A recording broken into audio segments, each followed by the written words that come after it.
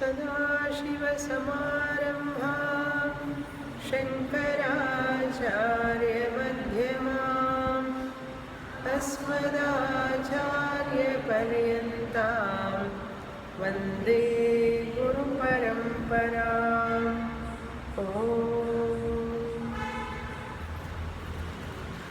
पदव अध्यायं 16వ श्लोकम्। वक्तुमर्हस्य शेषेण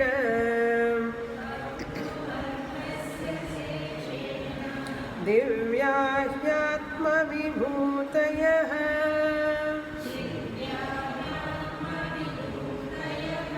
याभिर्विभूतिभिर्लोकान्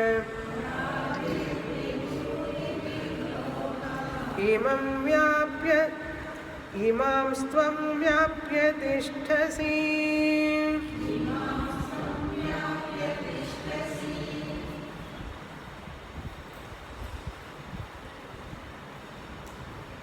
అర్జునుడు కృష్ణ పరమాత్మ యొక్క విభూతులన్నీ తెలుసుకోవాలనేటటువంటి కోరికతో కృష్ణ పరమాత్మను ప్రశ్నిస్తున్నాడు. నువ్వు ఏ ఏ రూపాలలో వ్యక్తమవుతావో నీ విభూతులన్నీ నాకు చెప్పవలసినది. విభూతి అంటే ఈ యొక్క అధ్యాయానికి విభూతి యోగా అని పేరు. యోగా అంటే వ్యక్తం కానటువంటి పరమాత్ముడి శక్తి. యోగా అంటే అనేక అర్థాలు ఉన్నాయి యోగం అనే పదానికి. ఇక్కడ ఈ అధ్యాయంలో యోగా అంటే వ్యక్తము కానటువంటి ఆయన యొక్క శక్తి.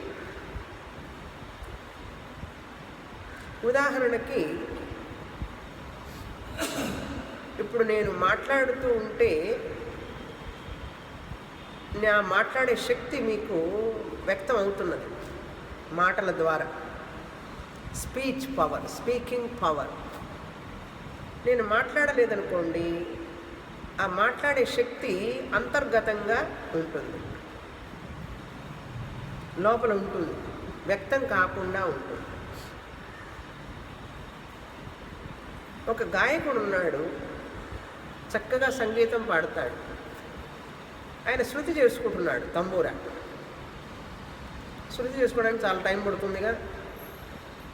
మృదంగంతో పాటు సమానంగా శృతి పెట్టుకుంటాడు ముందు. ఆ మృదంగం దీని ప్రకారంగా పెట్టుకోవాలి వాళ్ళు, మళ్ళీ వైలినిస్ట్ కూడా దాని ప్రకారంగా పెట్టుకోవాలి. అంతవరకు ఇంకా ఆయన పాడటం ఆరంభించలే. ఈ సాప తంబూరా శృతి పెట్టుకునేటప్పుడు ఆయన యొక్క పాడే శక్తి వ్యక్తం కాకుండా ఉంటే అది యోగా. దాన్ని యోగా అంటారు. ఎప్పుడైతే శక్తి వ్యక్తం కాకుండా ఉంటుందో అది యోగా అని. ఆ శక్తి, పాడే శక్తి ఆయన మొదలు పెడితే కచేరీ మొదలు కాగానే ఆ పాడే శక్తి బయటికి వచ్చినప్పుడు అది విభూతి అంటారు.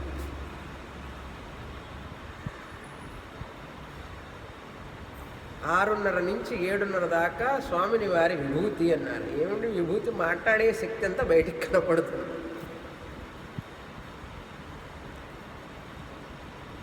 ఏ శక్తి అయినా సరే, వినే శక్తి, చూసే శక్తి, మాట్లాడే శక్తి, ఏ శక్తి అయినా సరే వ్యక్తమైతే అది విభూతి. అవ్యక్తంగా బయటికి రాకుండా ఉంటే అది యోగా. ఇప్పుడు విభూతి యోగా అన్నా. నీ విభూతి గురించి చెప్పవలసింది అంటున్నాడు. నీ వ్యక్తమైన శక్తి ఏమిటో నాకు చెప్పవలసింది. ఎలా నువ్వు వ్యక్తమవుతున్నావో, ఏ విధంగా వ్యక్తమవుతున్నావో చెప్పవలసింది అని అడుగుతున్నాడు. ఇప్పుడు అర్థమైందా విభూతి అంటే? అందుకని విభూతి పెట్టుకుంటాం. దానికి రిప్రజెంటేటివ్గా భగవంతుడి యొక్క విభూతులన్నీ, ఇవన్నీ కూడా, ఈ విభూతి కూడా ఆయన యొక్క విభూతి అని. అలా ఈ శరీరాన్ని ఆయన విభూతి కనుక దీన్ని అలంకరిస్తాం. అదొక అర్థం. రెండో అర్థం కూడా ఉంది విభూతికి. అన్నీ దహించిన తర్వాత బూడిద వస్తుంది. విభూతి అంటే బూడిదే కదండి, ఏముంది అది. కాకపోతే జల్లెడ బట్టి బాగా కాస్త వాసన వేస్తారు అందులో. మసే కదా, అది బూడిదే కదా. ఈ శరీరం కూడా ఒక రోజుకి బూడిద అయ్యేదే అని గుర్తు చేసుకోవడానికి అనమాట విభూతి పెట్టుకునేది. ఈ శరీరం కూడా ఒక రోజుకి ఇలా బూడిద అయ్యేదే, దీని మీద ఎందుకు మమకారం అని గుర్తు చేసుకుంటాం అనమాట రోజు పెట్టుకొని. అందుకు విభూతి పెట్టుకునే వాళ్ళకి కూడా చాలామందికి తెలియదు ఈ విషయం. అట్లయితే నేను పెట్టుకోనండి అనకండి. విషయం అది, అది భగవంతుడు ప్రసాదంగా తీసుకుంటాం మనం దాన్ని. విభూతి గుర్తు చేసుకోవడానికి అన్నమాట. సత్యమే కదా, విషయం సత్యమే కదా. సత్యానికి ఎందుకు భయపడాలి, ఎందుకు పారిపోవాలి సత్యాన్ని నుంచి? ఎంతకాలం పారిపోతాం సత్యం నుంచి? చూడండి శ్లోకం. వక్తుం అర్హసి అశేషేణ, నువ్వే నీ విభూతులన్నీ చెప్పడానికి అర్హుడివి అన్నారు. మనిషికి ఎవరు చెప్పలేరు, నువ్వు తప్ప అని అంటున్నాడు ఆయన. దివ్య ఆత్మ విభూతయ, ఆత్మ విభూతయ అంటే నీ యొక్క విభూతులన్నీ నువ్వే చెప్పగలవు, మరెవరూ చెప్పలేరు. ఎవరు చెప్పినా కూడా నారద, వ్యాస వీళ్ళందరి ద్వారా విన్నాను నేను, వాళ్ళందరూ చెప్తుంటే విన్నాను, కానీ వాళ్ళందరూ స్పెషలిస్టులు లాంటి వాళ్ళు. పోయిన వారం చెప్పా, వాళ్ళంతా స్పెషలిస్టులు లాంటి వాళ్ళు, వాళ్ళకి పూర్తిగా తెలియదు, కొన్ని దోషాలు ఉన్నాయి. 5 దోషాలు చెప్పాను, 6వ దోషం చెప్పాలి. 5 దోషాలు ఏమిటి మళ్ళీ గుర్తు చేస్తాను ఒకసారి. ప్రతి వాళ్ళకి అజ్ఞానం ఉంటుంది, ఎంత తెలుసుకున్నా ఏదో ఒక అజ్ఞానం ఉంటుంది మనిషికి, కొంత లిమిటేషన్ ఉంటుంది. అజ్ఞానం ఒక దోషం. రెండవది, ఎంత విన్నా ఎంత చేసినా కూడా ఏదో ఇంకా ఒకటి తెలియలేదనే ఉంటుంది ప్రపంచంలో. ఎంత విన్నా, ఎన్ని చదివినా, ఎన్ని చూసినా, ఎంత నేర్చినా, ఎంత చూసినా, ఎంత వారలైనా, ఎంతటి గొప్పవాళ్ళైనా కూడా వాళ్ళకి ఏదో ఒక లిమిటేషన్, పరిమితి ఉంటూనే ఉంటుంది. మాస్టర్ ఆఫ్ ఆర్ట్స్ అని అంట, అన్నిటి మాస్టర్ చేశాడంటాడు. మాస్టర్ చేశాడంటే ఒక ఫీల్డ్లో ఇంకొక ఫీల్డ్ తెలియదని అర్థం, అంతే కదా మరి. లేకపోతే ఎట్ట మాస్టరీ చేస్తాడు? రెండవ దోషం సందేహం, సంశయం, డౌట్ ఉంటూనే ఉంటుంది ఏదో ఒక విషయాన్ని గురించి. తర్వాత విపర్యయం, మూడవది ఒకదాన్ని మరొకటిగా చూడటం, ఎప్పుడు భ్రాంతి. అదే నేను ఏదో అనుకున్నా, ఏదో అనుకోవడమే విపర్యయం. మామూలు డైమండ్ చూసి అమెరికన్ డైమండ్ అనుకున్నట్ట, వైఢూర్యం అనుకున్నట్ట, భ్రమ. అంతా నకిలీ గోల్డ్ చూసి నిజమైన బంగారం అనుకుంటే విపర్యంగా ఏమవుతుంది? చాలామంది బంగారపు గాజులు వెనకేసుకుంటారు, రోడ్డు గోల్డ్ ముందుకు వేసుకుంటారు. ఎందుకంటే దొంగవాడు ఎవడన్నా లాక్కుపోయినా మొదటి గాజు పోతుంది, బంగారం వెనకేసుకుంటారు. ఇంకొక విచిత్రం ఏమిటంటే బంగారం అన్నీ లాకర్లో పెట్టుకొని రోడ్లు గోల్డ్ అన్నీ వేసుకొని పోతే తిరుగుతుంటారు చాలామంది. ఎందుకయ్యా అంటే ఆ బంగారం వేసుకుంటే పోతుంది కదండి, అందుకని అవే వెరైటీ బంగారం నకిలీ కూడా చేస్తున్నారు కదా, అందుకని నకిలీ వేసుకుంటారు. ఆ నకిలీ వేసుకోగానే చూసి అందరూ అవి సత్యం అనుకోవాలనే కదా, వాళ్ళందరినీ విపర్యంలో పడేయాలనే కదా వేసుకుంటున్నాం. ఎవరన్నా వేసుకున్నా కూడా మనం విపర్యంలో పడతాం. అంటే ఒకటిని మరొకటిగా చూడటం. ఉన్నదా లేదా భ్రాంతి? ఒక బంగారం ఉదాహరణ చెప్పాం మనం. తినే పదార్థాల్లో కూడా ఉంటుంది. టేబుల్ మీద ఇళ్లల్లో ఇప్పుడు డెకరేషన్ కోసం పండ్లు పెడతారు, నిజమైన పండ్లు పెట్టరు టేబుల్ మీద. అవి ఎప్పుడు అట్లాగే ఉంటాయి, వాడకుండా. తిందామని చెప్పి బయట తీసుకుంటే ఎట్లా ఉంటుంది? తినగలమా? మైనంతో చేసినవి అవి. కానీ విపర్యం అయిందా లేదా? ఆ ద్రాక్ష పళ్ళు అట్లాగే నల్లగా రెడ్ కలర్లో కరెక్ట్గా అదే సైజులో మెత్తగా ఉంటాయి. క్యారెట్ చూడండి, అరటిపండు చూడండి, ఏ అరటిపండు, అన్ని అరటిపండ్లు మోడల్స్ ఉన్నాయి. చెవ్వాళ్ళ, రెడ్ బనానాస్, మామూలు బనానాస్, ఏదైతే ఉందో ఒరిజినల్గా అన్ని డూప్లికేట్ ఉన్నాయి. విపర్యం జరుగుతుందా లేదా? ఏమంటారు? కళ్ళకి ఏదో దోషం, ఆప్టికల్ ఇల్యూషన్ అంటారు. కరెక్ట్గా ఉందండి అన్నారు. తర్వాత రెండవ దోషం, మూడవ దోషం విపర్యయ దోషం. నాలుగవ దోషం ప్రమాద అని చెప్పారు. ప్రమాద అంటే ఏమిటి? నిర్లక్ష్యం. మనం ప్రమాదం అంటే తెలుగులో ప్రమాదం కాదు, డేంజర్ అని కాదు. ఇక్కడ సంస్కృతంలో ప్రమాద అంటే నిర్లక్ష్యం, జాగ్రత్త అనేది లేకపోవడం మనిషికి. ఏదో ఒకటి పోగొట్టుకుంటూనే ఉంటాం మనం. చూసారా? మర్చిపోతుంటాం, ఎక్కడో పెడతాం, మర్చిపోతాం. నిర్లక్ష్యం అన్నమాట. ఎంత జాగ్రత్తగా ఉన్నానండి, అయినా కూడా పోయింది. ఎంత జాగ్రత్తగా ఉన్నానో అన్నాడు. అబ్బా, అంత జాగ్రత్తగా ఉంటేనే పోయింది, ఇంకా జాగ్రత్తగా లేకపోతే అంటే ఇంట్రెన్సిక్ డిఫెక్ట్ అన్నమాట. ప్రమాద అన్నారు. దోషం మనిషికి. తర్వాత 5వ దోషం అపటుకరణత్వం. పటుత్వం ఉండలేకపోవడం. ఇంద్రియాలలో ఈ మన యొక్క మనస్సు, బుద్ధి ఇవన్నీ కూడా కావలసినంత శక్తి లేకపోవడం. కొంతకాలం ఉంటుంది, ఉన్నా కూడా కొంతకాలం పనిచేస్తుంది, తర్వాత పోతుంది. ఒకటి పని చేస్తే ఒకటి పని చేయదు. కొంతమందికి బుద్ధి పనిచేయదు, కొంతమందికి మనస్సు సరిగ్గా పనిచేయదు, కొంతమందికి ఇంద్రియాలు పనిచేయవు, కొంతమందికి ఏది పనిచేయదు. అప్పటి కారణత్వం.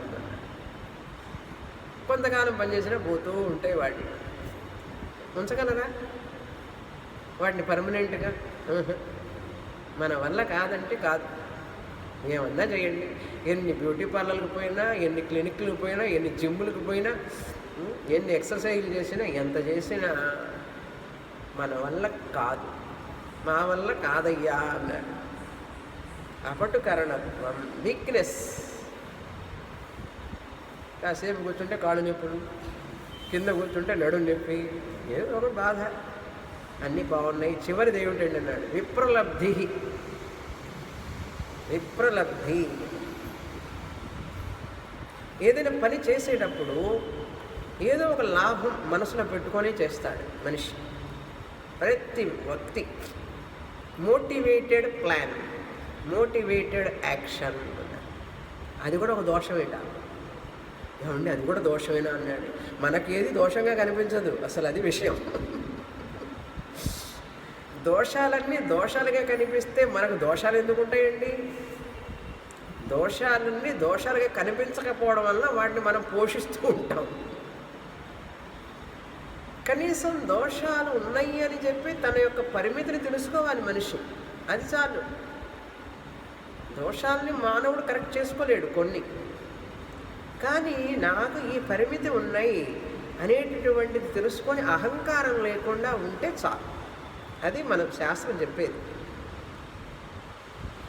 దోషాలు ఉన్నప్పటికీ కూడా అహంకారంతో ఎందుకు మిడిసిపడతావు అంటుంది శాస్త్రం.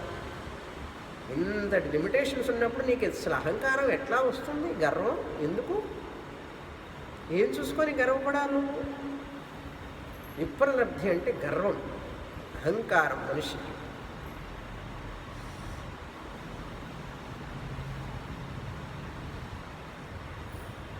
అంటే తన స్వార్థం కోసం కొన్ని ప్లాన్లు వేస్తూ ఉంటాడు మనిషి. ఉదాహరణకి ఇప్పుడు అబ్బాయి సీటు కోసం కాలేజీలో 1 లక్ష రూపాయలు కట్టాడు అనుకోండి, 2 లక్షలు. ఏమండి ఇప్పుడు 1 లక్షకి ఎక్కడ వస్తాయండి? 4 లక్షలు 5 లక్షలు. డాక్టర్ సీటు కావాలంటే 4 లక్షలు 5 లక్షలు. ఎందుకు కడుతున్నాడు తండ్రి? 1 crore. నేను ఎక్కడో ఉన్నా, ఏ పాతకాలంలోనూ. ఇంకా 1 కోటి రూపాయలు కట్టి డాక్టర్ సీటు కొనుక్కున్నాడంటే ఆ తండ్రి కొడుకు నుంచి 5 కోట్లు ఆశిస్తాడా, ఆశించడా? సంపాదన 1 కోటి పెట్టి డాక్టర్ సీట్ సంపాదించిన వ్యక్తి డాక్టర్ అయ్యి మళ్ళీ దాన్ని 2 కోట్లు 3 కోట్లు చేసుకోవాలని చూస్తాడా లేదా? అదే విప్రలబ్ధి. ప్లాన్ చూడండి, మోటివేటెడ్ ప్లాన్ అన్నమాట. ఏ ఉద్యోగంలో డబ్బులు ఎక్కువ వస్తాయో చెప్పండి మాకు. ఆ? అబ్బాయి సాఫ్ట్వేర్ కంపెనీలో ఉన్నాడా, ఐటీ కంపెనీలో ఉంటే అమ్మాయి చేసుకుంటుంది ఈ రోజుల్లో, లేకపోతే చేసుకోవడంలా. ఆ, అబ్బాయిలకి అమ్మాయిలు దొరకడం కష్టంగా ఉంది ఇప్పుడు. ఎందుకో తెలుసా? అమ్మాయిలందరూ కూడా ఎంటెక్ బీటెక్లు అయిపోయినాయి, అవి అందరూ సాఫ్ట్వేర్ కంపెనీల్లో ఉన్నారు. అబ్బాయి కూడా ఈక్వల్గానే సంపాదించాలి, దానికి కొంచెం ఎక్కువన్నా సంపాదించాలి, లేకపోతే పెళ్లి చేసుకో. అది మోటివేటెడ్ అన్నమాట, విప్రలబ్ధి అంటారు. అబ్బాయి ఏదైనా కొంచెం తక్కువ ఉద్యోగం ఉన్నా, ఒకవేళ ఏదైనా మిగతా కళలు అంటే 64 కళలు ఉన్నాయి కదండి, సంగీతం, నృత్యం, సాహిత్యం, రకరకాల కళలు ఉన్నాయి. ఐటీలో కాకుండా, ఇంజనీర్ కాకుండా వేరే కళలో, ఇప్పుడు యోగా ఉన్నది, అదొక కళ, సంగీతం ఉన్నది ఒక కళ, నృత్యం ఉన్నది ఒక కళ, పెయింటింగ్ ఉన్నది ఒక కళ. ఆ వృత్తిని చేసి అబ్బాయిని చేసుకోమనండి ఇప్పుడు ఎవరినైనా అమ్మాయిని. వాళ్ళకి పెళ్ళి కాదు. ఒక ఆవిడ చెప్తుంది, ఒక అబ్బాయి భజన చేస్తుంటాడు, భజనలు కడతాడు, చాలా బాగా పాడతాడు, 35 సంవత్సరాలు వచ్చినా ఇంకా పెళ్లి కాలేదు. ఎందుకంటే భజనలు పాడేవాడిని నేను చేసుకుని ఏం ప్రయోజనం ఉండదు. ఆ యొక్క భజన సంప్రదాయానికి ఎంత గౌరవం ఇవ్వాలి. ఒక సంగీతం పాడతాడు ఒక వ్యక్తి, దానికి ఎంత గౌరవం ఇవ్వాలి మనం. ఆ సంప్రదాయాన్ని మనం నిలబెట్టాలి. ఇంకొకటి, పురోహితులను కూడా ఎవరు చేసుకోవడం. పౌరోహితం చేసేవాడికి పెళ్ళి కావాలా లేదా? గుళ్ళల్లో పూజ చేయాలా లేదా? పౌరోహితం చేసేవాడు కావాలి, పూజారి కావాలి మనకు. మరి వాళ్ళకి వివాహం కాకపోతే మరి వాళ్ళ తర్వాత పిల్లలు ఎవరు పౌరోహితం చేస్తారు? ఇలా అమ్మాయిలందరినీ ఎంటెక్లు బీటెక్లు చదివించి సాఫ్ట్వేర్ కంపెనీల్లో ఉద్యోగాలు చేయిస్తే మరి ఆ వృత్తిని ఎవరండి, ఆ వృత్తి చేసేవాడిని ఎవరు వివాహం చేసుకుంటారు? ఇది విప్రలబ్ధి కాదా? తప్పే కదా. కనుక అన్ని కళలలో కూడా ఏముందండి, ఏం సుఖం పడుతున్నారు వీళ్ళైనా. ఐటీ కంపెనీలో పోయి ఎప్పుడు పోతుందో ఉద్యోగం తెలియదు, ఆ చేస్తున్నంతసేపు కూడా ప్రెషరు.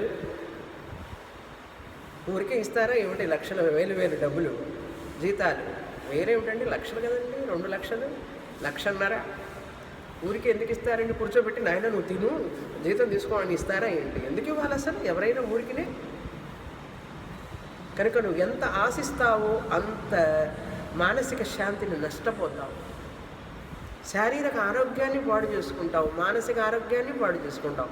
ఎందుకంటే విప్రలబ్ధి, మోటివేటెడ్ ప్లాన్. నాకు అంత కావాలి, ఇంత కావాలి, ఇల్లు కావాలి, కారు కావాలి, బోల్డని కోరికలు, 1 కాదు 2 కాదు. డబ్బులన్నీ వస్తాయి కానీ శాంతి పోతుంది. కారణం ఏమిటి? విప్రలబ్ధి దోష అన్నారు. చాలా దోషం అది. సమాజమే దెబ్బతింటోంది ఓవరాల్గా. అంటే మనిషి మనస్సు ఆలోచన విధానంలో చాలా దోషాలు ఉన్నాయి. హే కృష్ణ, ఇట్లాంటి దోషాలన్నీ ఉన్నవాళ్ళు చెప్పినా కూడా నువ్వు చెప్పినట్లు చెప్తారా? చెప్పరు కదా, అనుకు నువ్వే చెప్పు నాయనా నాకు అంటున్నాడు. వక్తుం అర్హసి అశేషేణ, నువ్వే పూర్తిగా చెప్పగలుగుతావు నాకు చెప్పవలసినది అంటున్నాడు. అశేషేణ వక్తుం అర్హసి. ఏమిటవి? అశేషేణ అంటే పూర్తిగా. 16వ శ్లోకం అండి. వక్తుం చెప్పదగిన వాడివి, నువ్వే పూర్తిగా చెప్పదగిన వాడివి, సమర్థుడవు. ఏమిటవి? దివ్యాహ ఆత్మవిభూతయ, దివ్యములైనటువంటి నీ యొక్క విభూతులు, నీ యొక్క వైభవం.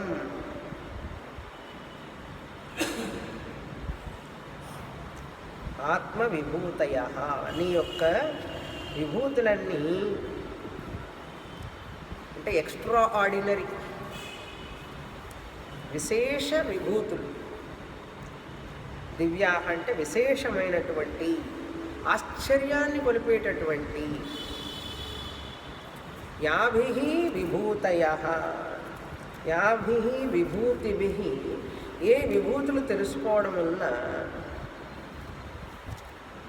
ఏ విభూతులతో నువ్వు అంతటా వ్యాపించి ఉన్నావో అవన్నీ నువ్వే చెప్పవలసినది.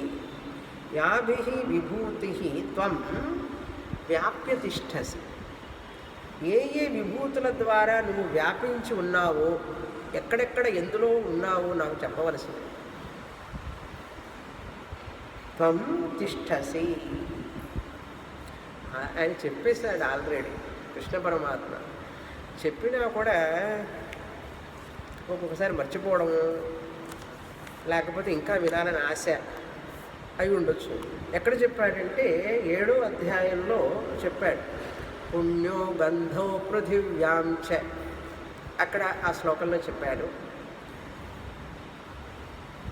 రసోహమప్సు కౌంతేయ ప్రభాస్మి శశి సూర్యయో ప్రణవ సర్వవేదేషు శబ్దఖ్యే పౌరుషం ఋషు అని అక్కడ చెప్పేశాడు కదా. అట్లాగే కాదు, 9వ అధ్యాయంలో కూడా చెప్పాడు కృష్ణ పరమాత్మ. 9వ అధ్యాయంలో 16వ శ్లోకం, 17, 18, 19 అహం క్రతురహం యజ్ఞ స్వధాహమహమౌషధం, ఆ మంత్రాలు అక్కడన్నీ 16 నుంచి 19 దాకా 4 శ్లోకాలు చెప్పాడు. చెప్పినప్పటికీ కూడా ఇంకా ఇంకా చెప్పమని అడుగుతున్నాడు అర్జునుడు. ఇమాన్ లోకాన్ వ్యాప్య తిష్టసి, ఈ లోకమంతా నువ్వు వ్యాపించి ఉన్నావో చెప్పవలసినది అన్నాడు. ఎందులో వ్యాపించి ఉన్నావో నాకు చెప్పవలసినది.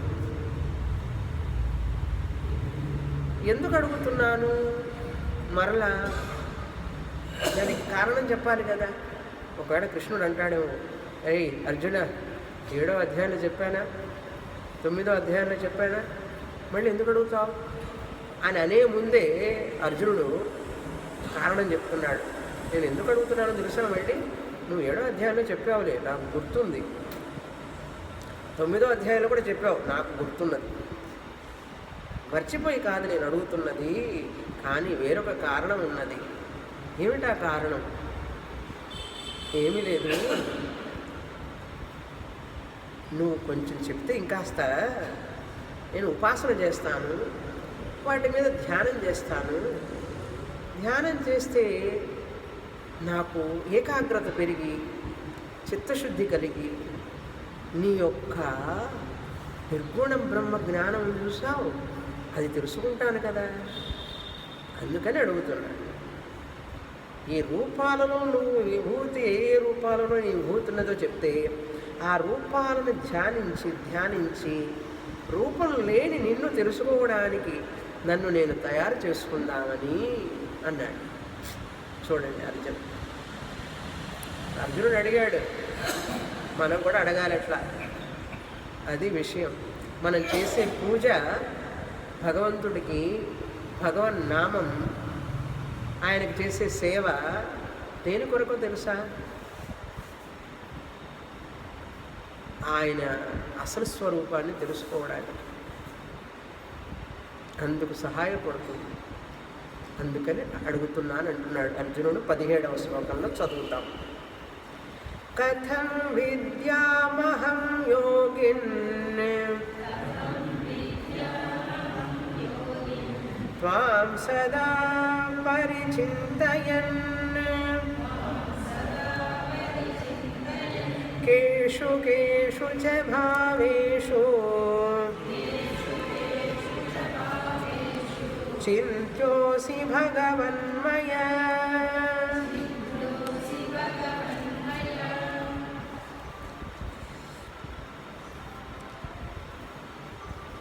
త్వాం సదా పరిచింతయన్, నిన్ను త్వాం సదా ఎల్లప్పుడూ, పరిచింతయన్ చింతించడం కోసం, నిన్ను గురించి ఆలోచించడం కోసం, పరిచింతయన్ ధ్యానం చేయడం కొరకు, సగుణ ధ్యానం చేయడం కొరకు, రూపం ద్వారా ధ్యానం చేయడం కొరకు. ఒక రూపాన్ని చెప్తే నాకు ఆ రూపం మీద నేను ధ్యానం చేస్తాను. సదా పరిచింతయన్ ఎల్లవేళలా నిన్ను ధ్యానించడం కోసం. కథం అహం విద్యాం నీ యొక్క నిజమైన రూపాన్ని ఎలా తెలుసుకోగలను? లేకపోతే కథం అహం విద్యాం, నీ యొక్క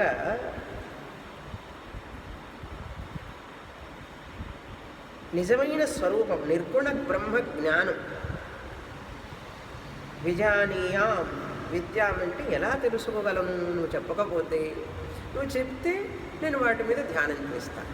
వాటి మీద ధ్యానం చేస్తే నేను నీ యొక్క నిజస్వరూపాన్ని తెలుసుకుంటాను, ట్రూ నేచర్.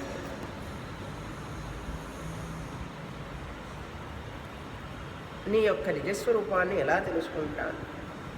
అందుకని కేషు కేషు చ భావేషు, నువ్వు ఎందులో ఉన్నావు, ఎందులో ఉన్నావు, కేషు కేషు ఎందులో నువ్వు ఏ వస్తువునందు, భావేషు అంటే వస్తువునందు, ఏ వస్తువులందు నువ్వు అధికంగా వ్యక్తమవుతుంటావో,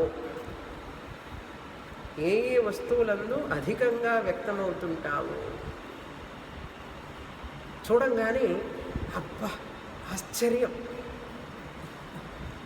అని అనిపిస్తుంది అనుకోండి, మనసు అక్కడ లగ్నం అయిపోతుంది. భగవంతుడు విభూతి అది అని మనస్సు ఏకాగ్రతను పొందు. కేషు కేషు చ భావేషు. ఉదాహరణకి కైలాసం చూసారా? కైలాస పర్వతం. ఆ కైలాస పర్వతం చుట్టూ మానస సరోవరం ఉంటుంది. స్వామీజీ ఉదాహరణ చెప్తారు. ఆ కైలాస మానస సరోవరం స్వామీజీ కూడా చూడలేదు, నేను చూడలేదు, అయినా మనం ఫొటోస్లో చూస్తుంటాం కదా.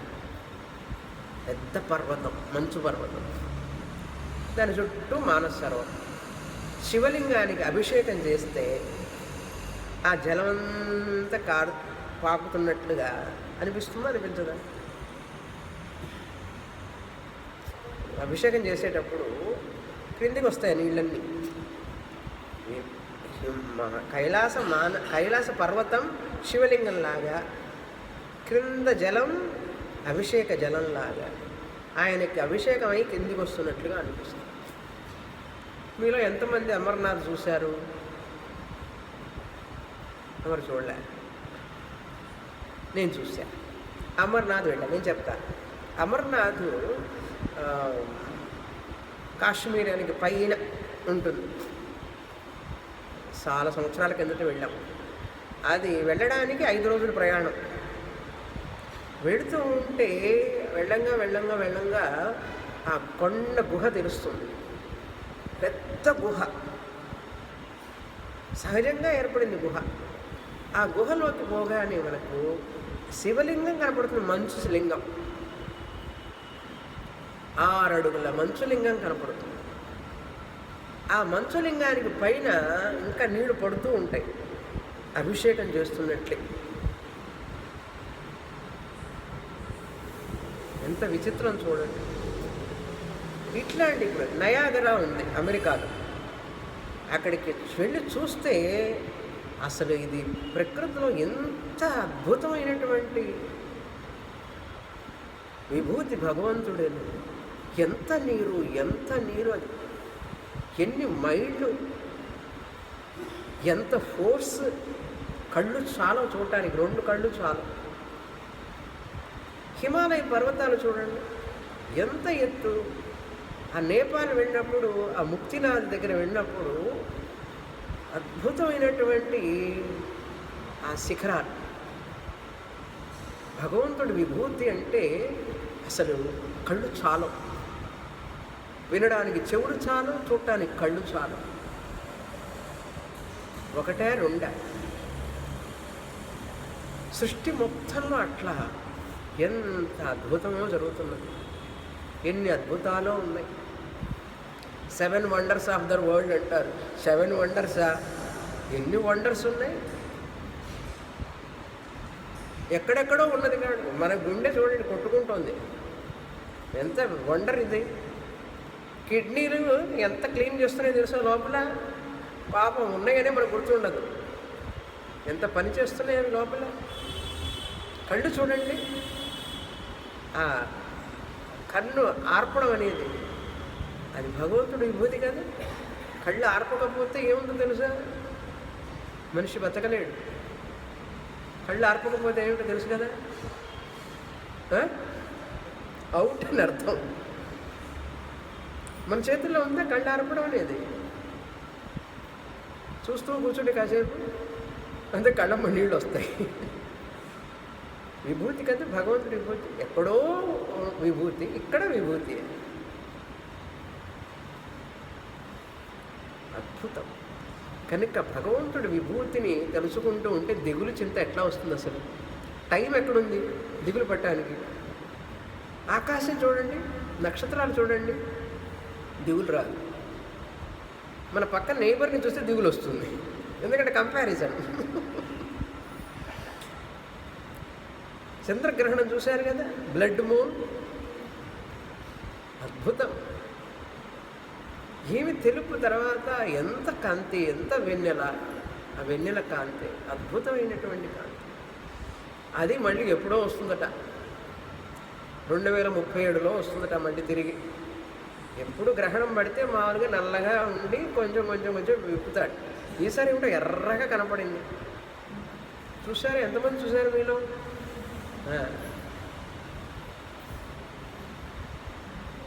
ఎర్రని ఎరుపు వెరీ రేర్గా కనపడుతుంది. చూసారు? విభూతి అంటే మనకు వచ్చి కనపడ్డాడు ఆయన, ఆయన విభూతి అది. సరే, ఇట్లాంటివన్నీ కూడా అందుకే మన వాళ్ళు ఏం చేస్తారంటే ఎక్కడెక్కడ నదులు ఉంటాయి ఆ నదుల దగ్గర ఏదైనా చిన్న కొండ ఉంటే గుడి కట్టేస్తారు. ఎంతమంది మీరు మలేషియా వెళ్ళారో నాకు తెలియదు. ఆ మలేషియాలో పెద్ద గుహ, అసలు వెళ్ళి ఇట్లా చూడాలి పైకి, పైన ఆకాశం తెలుస్తుంది గుహలో నుంచి. అక్కడ మురుగ గుడి అన్నమాట. అద్భుతం, అది ఒక ప్రకృతిలో ఒక అద్భుతం అన్నమాట. చాలా అద్భుతంగా ఉంటుంది. ఇట్లా ఎన్నో అద్భుతాలు ఉన్నాయి ప్రపంచంలో చూస్తే. అందుకనే మన వాళ్ళు తీర్థయాత్రలకు వెళ్తారు, ఎక్కడ పిక్నిక్లకు వెళ్ళరు. తీర్థయాత్రలకు వెళ్ళినప్పుడు, తీర్థం అంటే నది, ఒక నది పక్కన ఒక దేవాలయం ఉంటుంది చూడండి. ఎక్కడికి పోయినా రామేశ్వరం ఏమిటి, కాశీ ఏమిటి, హరిద్వార్ ఏమిటి, బదరి ఏమిటి, గంగోత్రి, యమునోత్రి, ప్రతి చోట నది గుడి, నది గుడి, కొండ. అదే ఫారిన్ వాళ్ళు అయితే ఏం చేస్తారంటే కొండ కనపడితే రిసార్ట్ కడతారు, కూల్గా పైన హాయిగా రిసార్ట్. అదంతా వెస్ట్రన్ కల్చర్. మన కల్చర్ ఏంటంటే కొండ ఉన్నదా గుడి కట్టు. ఎందుకో తెలుసా? ఎక్కడెక్కడ ఉన్న వాళ్ళకు కూడా గుడి కనపడుతుంది పైనుంచి, చుట్టుపక్కల ఉండే వాళ్ళకు కూడా. ఆ గుడిని చూడంగానే ఒక ప్రశాంతత, ఆనందం, తృప్తి. కాంచీపురానికి వెళ్ళేటప్పుడు కూడా వరదరాజ పెరుమాళ్ళు గుడి, కామాక్షి అమ్మవారి గుడి దూరం నుంచే కనపడుతుంది. గోపురం, గాలి గోపురం. ఎందుకు అంత ఎత్తు కడతారో తెలుసా? గోపురం రోజు వచ్చి దేవుణ్ణి దర్శించుకోలేని వాడి కనీసం దూరం నుంచైనా చూసి దేవుణ్ణి దర్శించుకున్నట్లే కదా గాలి గోపురం కట్టేది. అందుకే దేవుణ్ణి దర్శించుకున్నట్టే నమస్కారం చేస్తాం. చూసారా మనం? కనుక మన యొక్క సంస్కృతిలో పిక్నిక్లు అనేవి లేవు అసలు. ఈ పార్కులు, పిక్నిక్లు, హాలిడే రిసార్ట్లు, ఈ పెద్ద పెద్ద హిమాలయాల్లో కూడా రిసార్ట్లు వచ్చేస్తున్నాయి ఇప్పుడు. అందుకని అన్ని రకాల అక్రమాలు జరుగుతుంటాయి ఇక్కడ. ఎప్పుడైతే రిసార్ట్లు వస్తాయో అన్ని రకాల అక్రమాలు జరుగుతాయి. అందుకని దైవ చింతన, స్నానం చేయి, గుడికి వెళ్ళు, అది పద్ధతి. అది మన సంస్కృతి. అలా చేస్తాం అన్నమాట. ప్రతిదీ ఎప్పుడు భక్తి భక్తి భక్తి. కుంభమేళాకి వెళ్ళండి, అదొక అద్భుతం. ప్రతిదీ అంతే. అందుకని వయసులో ఉన్నప్పుడే అన్ని పుణ్యక్షేత్రాలు చూసేసి రావాలి. నార్మల్గా అందరు రిటైర్ అయిన తర్వాత బయలుదేరతారు, వెళ్ళలేక, చూడలేక, నడవలేక. గృహస్థాశ్రమంలో ఉన్నప్పుడు, ఉద్యోగంలో ఉన్నప్పుడేమో తీరదు, టైం ఉండదు.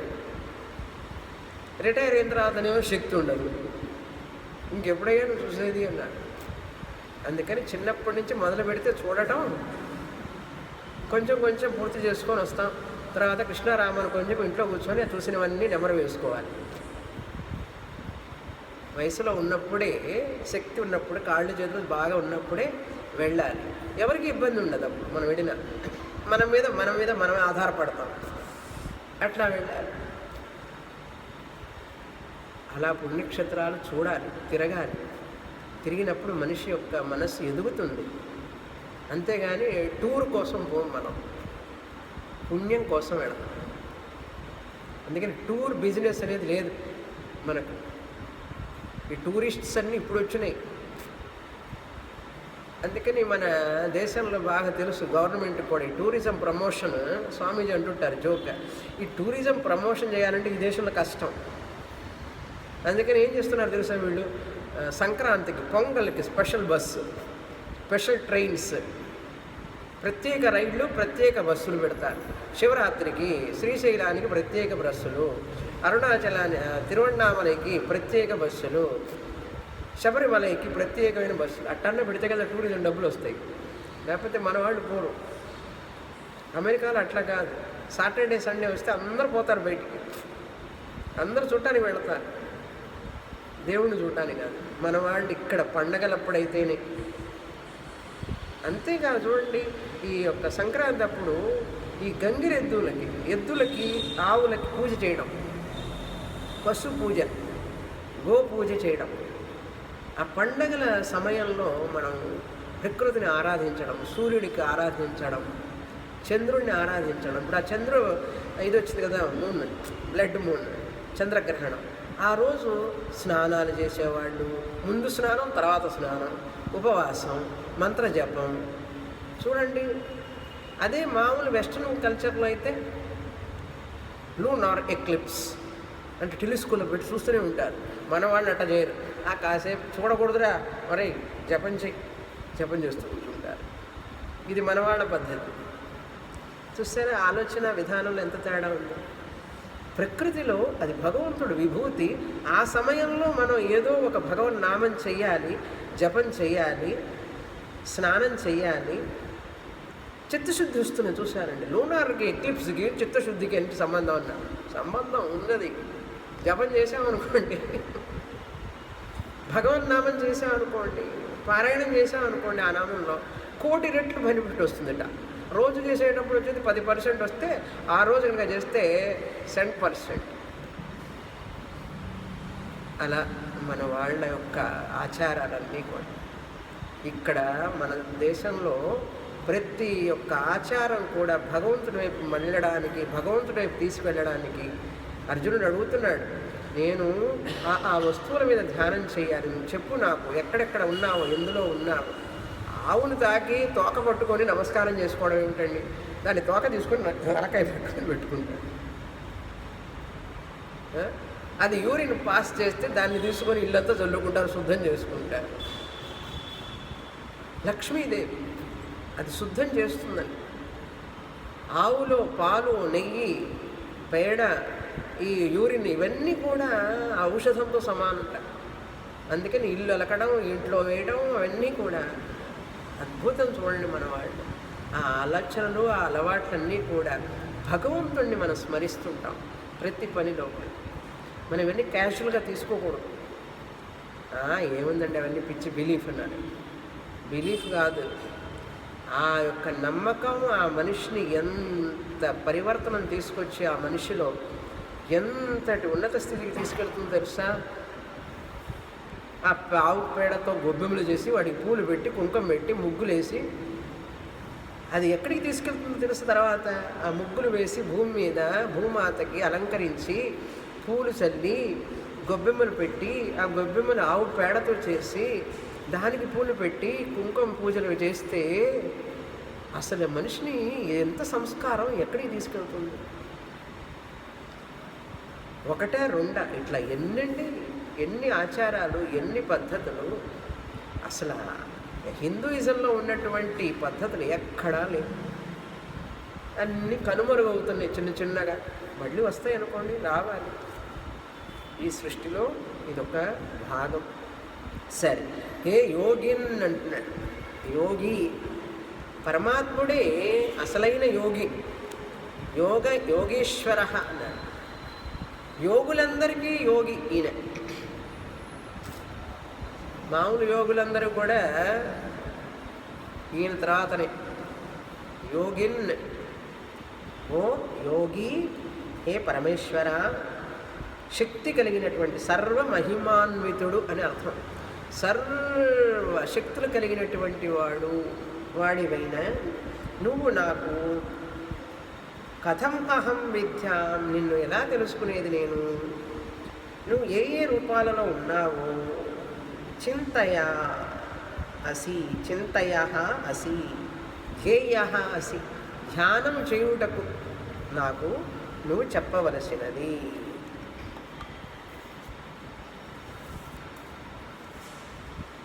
మయా భగవన్ అంటే నేను, మయా చింతయ, నా చేత ధ్యానం చెయ్యబడడానికి నీ యొక్క విభూతులతో కూడినటువంటి రూపాలని నాకు చెప్పవలసినది. హే భగవన్, హే పరమాత్మ. 18వ శ్లోకం చదువుతాం. విస్తరేణాత్మనో యోగం విభూతిం చ జనార్దన భూయః కథయ తృప్తిర్హి శృణ్వతో నాస్తి మే మృతం.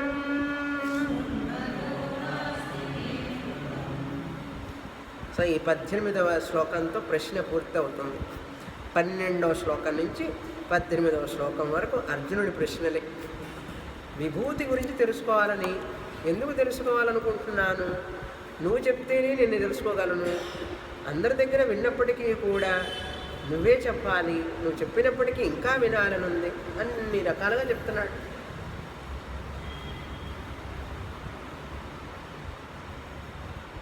హే జనార్దన, జనాన్ దుష్ట జనాన్ అర్ధయతి ఇది జనార్దన. దుష్టులని సంహరించి అంటే మంచి వాళ్ళని బాధ పెట్టే వాళ్ళని సంహరించేవాడు అని అర్థం జనార్దన. మధుసూదన సరస్వతి చాలా వివరంగా రాస్తారు జనార్దన అంటే ఏమిటంటే.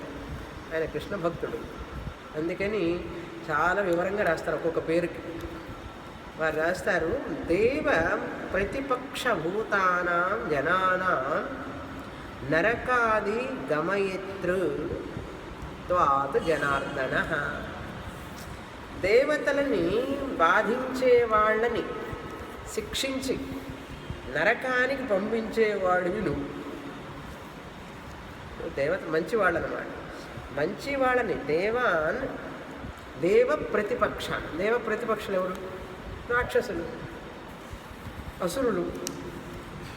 దేవ ప్రతిపక్ష భూతానాం, దేవతలకి ఎవరెవరు, మంచివారికి గొప్పవారికి మహాత్ములకు ఎవరెవరు వ్యతిరేకులు వాళ్ళందరినీ జనాన నరకాది గమయతృత్వాత్, నువ్వు వాళ్ళని నరకానికి పంపిస్తావు కనుక, అంటే వాళ్ళని శిక్షిస్తాడు భగవంతుడు ఏదో విధంగా. అందుకని నీ పేరు జనార్దన అని పేరు. ఇదొక అర్థం. మరొక అర్థం ఏంటంటే అభ్యుదయ నిశ్రేయస పురుషార్థ ప్రయోజన సర్వైః జనైః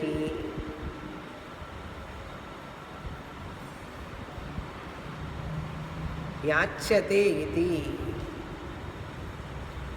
అభ్యుదయ నిశ్రేయస పురుషార్థం, 4 పురుషార్థాలు ఉన్నాయి కదా, అందులో మోక్ష పురుషార్థాన్ని, మోక్ష పురుషార్థాన్ని పొందుట కొరకు జనుల చేత అర్థించబడేవాడు.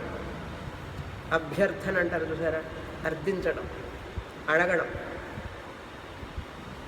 మోక్షాన్ని, పరమ పురుషార్థమైన మోక్షాన్ని పొందడం కోసం ఎవరైతే నిన్ను పూజిస్తారో అటువంటి వాడివి నువ్వు జనార్దన. ఊరికే పేరు పెట్టుకుంటాం మనం కూడా. అందుకని అర్థం లేని పేరు వ్యర్థం. ఏం పేర్లయ్యా పెడుతున్నారంటే ఇంటర్నెట్ చూసుకొని పేర్లు పెడతారు. ఇంటర్నెట్లో ఏముందంటే వాడు ఇంగ్లీష్ మీనింగ్ ఇస్తారు. అక్కడ ఇంగ్లీష్ మీనింగ్లో చూసుకొని ఆహా బాగుంది పెట్టుకుంటారు అంతే.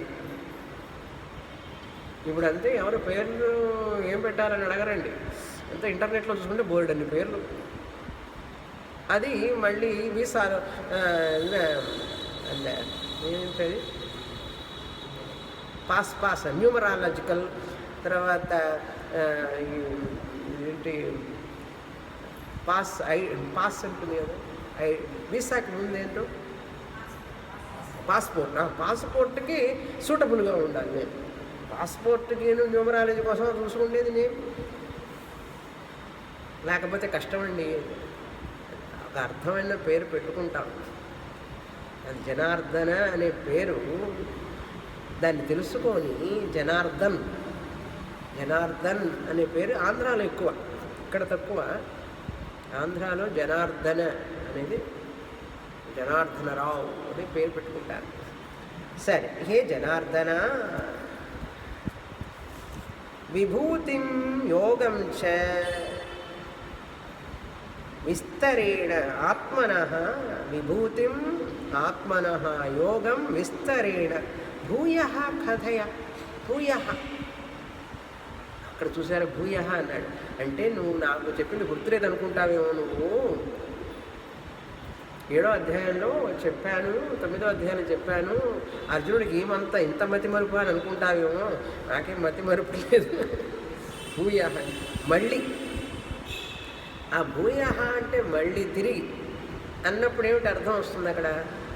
నువ్వు 7వ అధ్యాయంలో 9వ అధ్యాయంలో చెప్పావు, నాకు తెలుస్తుంది.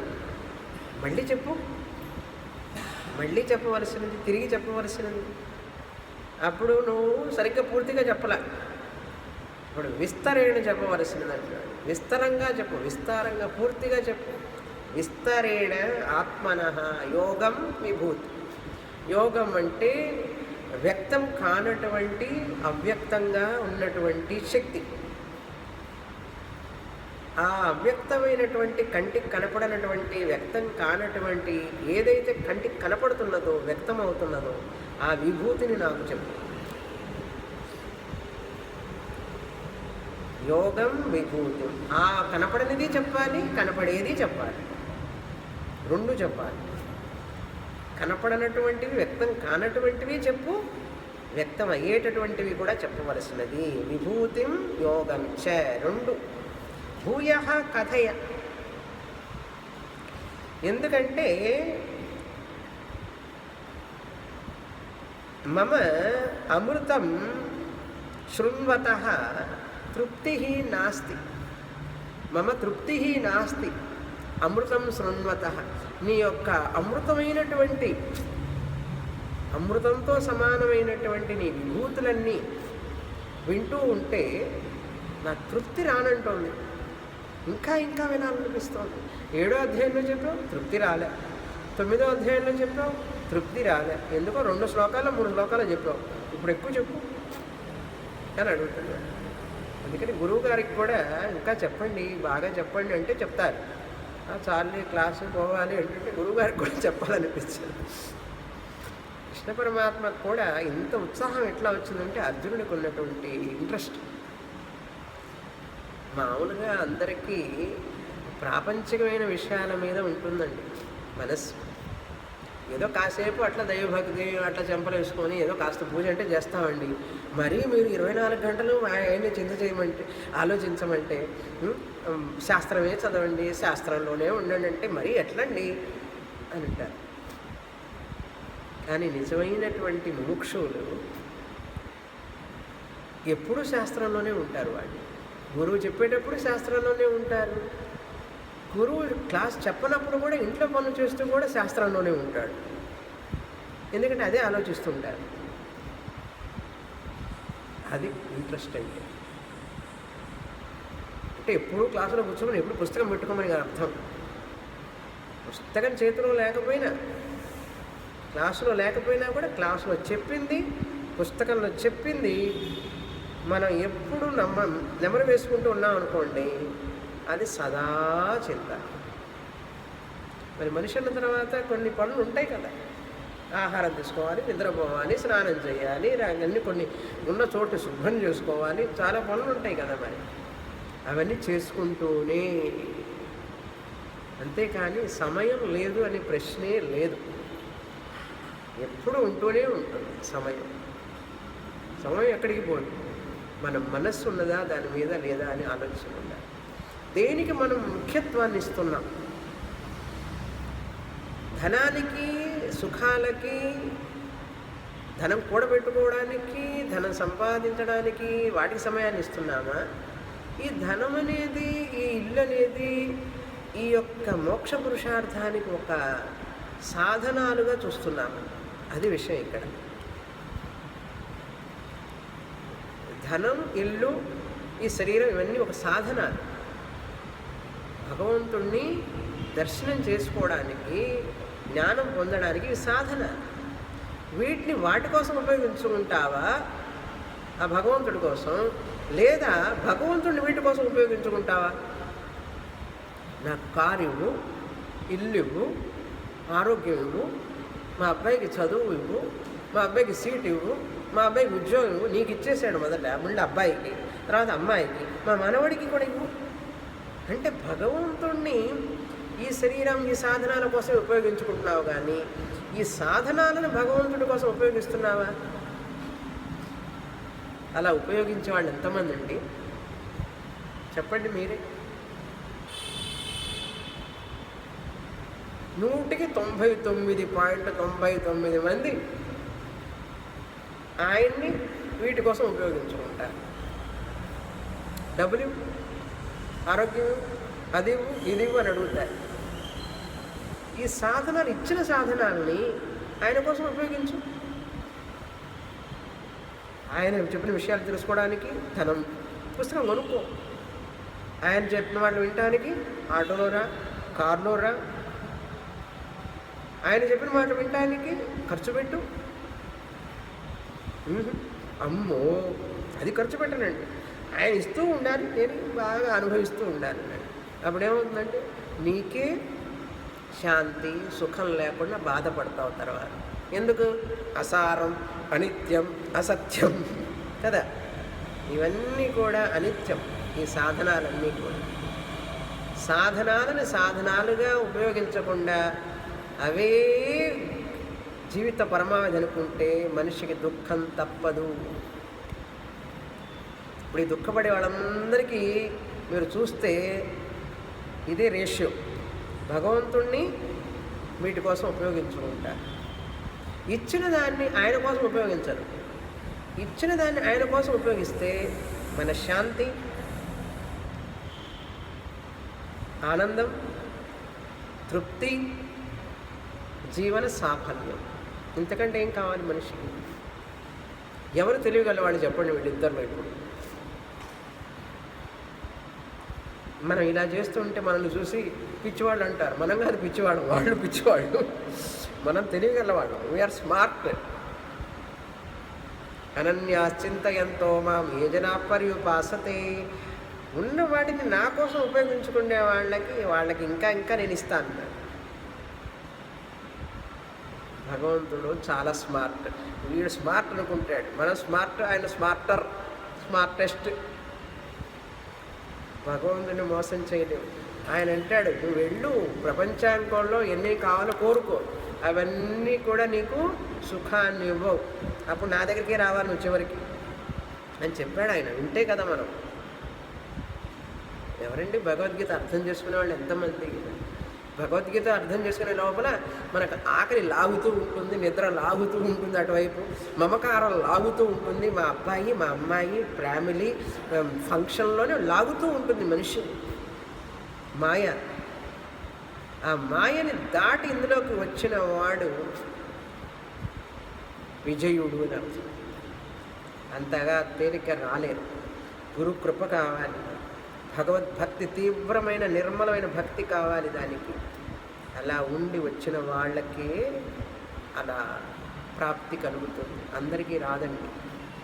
శరీర వ్యామోహం, శరీర అభిమానం, ధన అభిమానం, గృహ అభిమానం, బంధువుల అభిమానం ఉన్న వ్యక్తికి రాదు. దేవుడి మీదనే ఉండాలి అభిమానం. దేవుణ్ణి పొందడం కోసం ఇవన్నీ సాధన, వాటి మీద ఉండకూడదు మనస్సు. ధన వ్యామోహం ఉన్నవాడికి భగవంతుడు అందడు, శరీర వ్యామోహం ఉన్నవాళ్ళకి భగవంతుడు అందడు. అందినట్లుగా కనపడదాడు, వాళ్ళు అనుకుంటారు. అందుకని ప్రతి మనిషిలో దుఃఖం ఉండడానికి కారణం భగవంతుడు దూరంగా ఉంటే దుఃఖం ఉంటుంది, భగవంతుడు మనలో ఉంటే దుఃఖమే ఉంటుంది. భగవంతుడు ఆయన యొక్క శక్తిని తెలుసుకోవాలి మనం.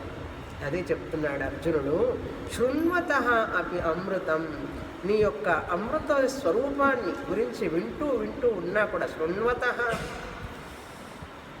నాస్తి తృప్తి, నాకు తృప్తి రావడం లేదు ఇంకా అందుకని మళ్ళీ చెప్పు. తృప్తి రావడం లేదు అర్జునుడు, కృష్ణ చెప్పవలసినది అన్నాడు. ఏం చెప్తారు కృష్ణ పరమాత్మ? వచ్చే వారం చెప్తారు. ఆయన ఆలోచిస్తున్నారు కృష్ణ పరమాత్మ. పర్వాలేదు, చెప్తాం అర్జునుడికి.